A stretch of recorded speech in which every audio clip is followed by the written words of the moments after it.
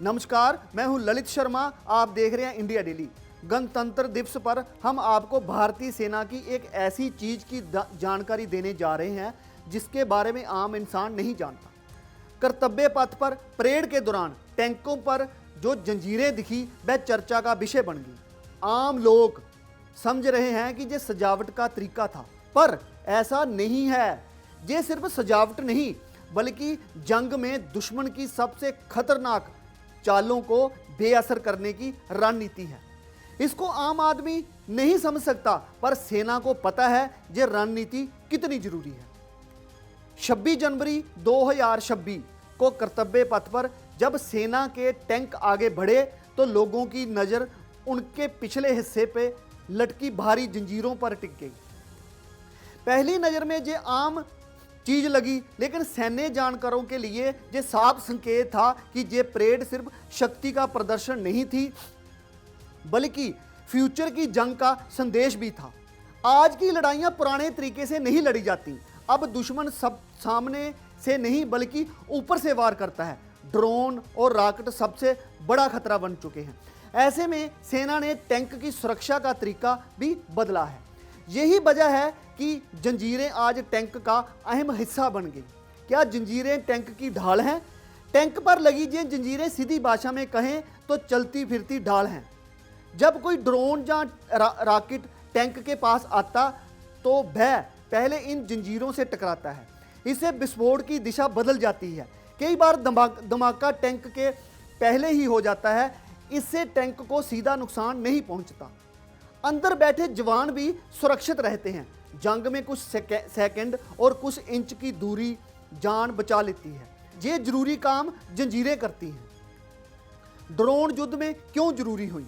आज की जंग में ड्रोन सबसे सस्ता और घातक हथियार बन गया है।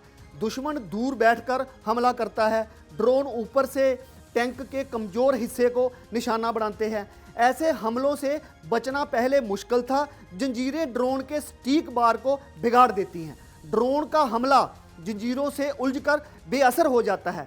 कई बार ड्रोन समय से पहले फट जाता है। यही कारण है कि आधुनिक सेनाएं इस तकनीक को तेजी से अपना रही हैं। क्या दुनिया पहले से कर रही है इसका इस्तेमाल?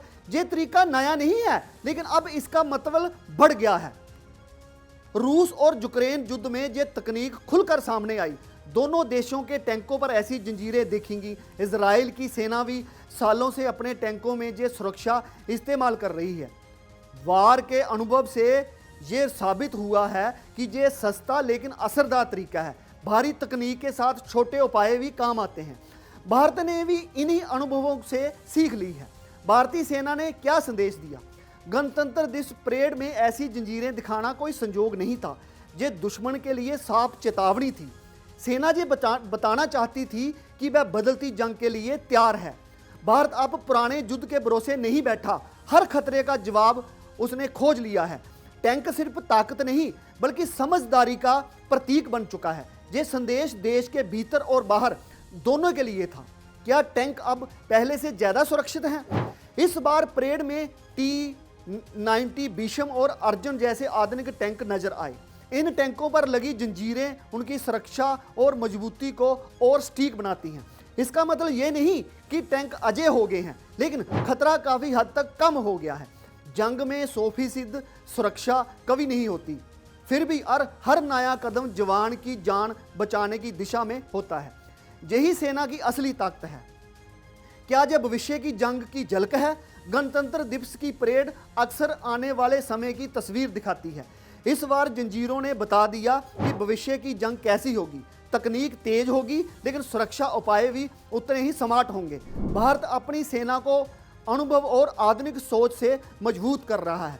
ये सिर्फ हथियारों की नहीं, ये रणनीति और समझ की भी लड़ाई है, और इसी समझ से दुश्मन सबसे ज्यादा डरता है। आप देखते रहिए इंडिया डेली। फिर मिलते हैं बड़ी खबर के साथ।